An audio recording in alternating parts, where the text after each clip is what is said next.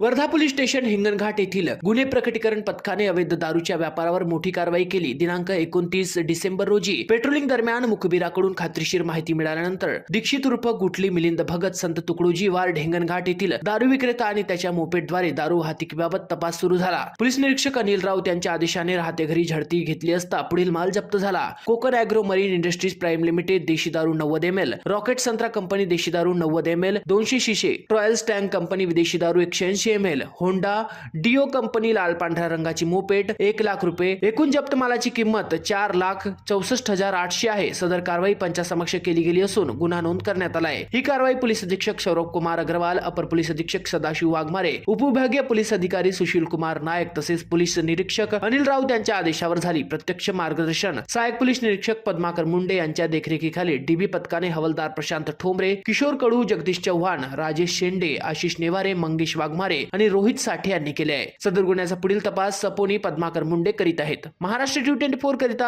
आसिफ कुरेशी, हिंगणघाट। के लिए राष्ट्रवाद न्यूज को फॉलो कीजिए।